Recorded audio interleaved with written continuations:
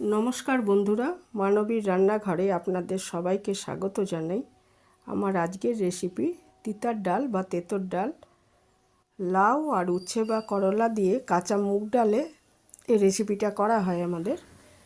তো গরমকালে এটা খুবই ভালো লাগে খেতে, শরীরও ঠান্ডা থাকে। আর গরম তো পড়েই গেছে প্রায় বলা যায়, তো ভীষণই ভালো লাগে এটা খেতে। আর এর সাথে যে কোনো ভাজা দিয়ে এটা খেতে পারেন। হ্যাঁ, আলু ভাজা, পটল ভাজা বা বেগুন ভাজা। হ্যাঁ, আমি এখানে লাউয়ের টুকরো নিয়েছি, 100 গ্রাম মুগ ডাল ভালো করে ধুয়ে প্রেসার কুকারে নিয়েছি 1.5 গ্লাস মতো জল, পরিমাণ মতো নুন দিয়ে এটা একটা সিটি দিয়ে সেদ্ধ করে নেব। আর ঘরের উষ্ণতায় এনে এটা খুলে আমি দেখলাম যে ভালো মতো সেদ্ধ হয়ে গেছে লাউ আর ডাল। আর এদিকে আমি একটা করলা নিয়েছি, উচ্ছে হলে ভালো হয়, করলা দিয়েই করেছি আজকে।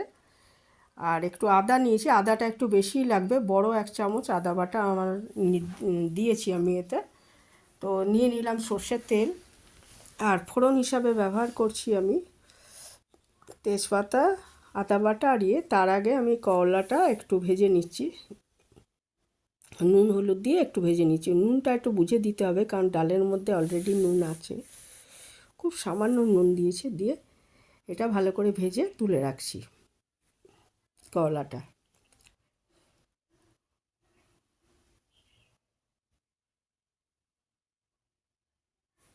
করলাটা ভাজা হয়ে গেছে, এবার ওর মধ্যে আর সামান্য তেল দিয়ে আমি একটা তেজপাতা আর সর্ষে, কালো সর্ষে ফোড়ন দিয়েছি, আর 1 চামচ আদা বাটা এর মধ্যে দিয়ে আমি এটাকে খুব ভালো মতো ভেজে নিচ্ছি। ফোড়নটা ভাজা হয়ে গেলে এই আদা বাটা আর সর্ষে মাস্ট, এটাতেই ওই শুক্তোর মতো গন্ধটা আসবে। আদা যখন ভাজা হয়ে যাবে তখন এর মধ্যে আমি ভাজা করলাগুলো দিয়ে দিলাম, দিয়ে তারপর তার মধ্যে ওই লাউ আর মুগ ডাল যে সেদ্ধ করে রেখেছি সেটা দিয়ে দিলাম। যদি জল মেশাতে হয় তাহলে এখানে অল্প আর জল মেশাতে পারেন, আর যদি মিষ্টি দেওয়ার হয় সামান্য একটু মিষ্টি, মানে 1/2 চামচেরও কম, 1/4 ভাগ, একটা চামচে 1/4 ভাগ মিষ্টি দিতে পারেন যদি মনে করেন, না দিলেও চলবে। তারপরে এটা সমস্ত ভালো করে নেড়ে দিয়ে আমি 2 মিনিট ঢাকা দিয়ে ফুটিয়ে নিয়েছি, তাহলেই ডালটা রেডি হয়ে যাবে।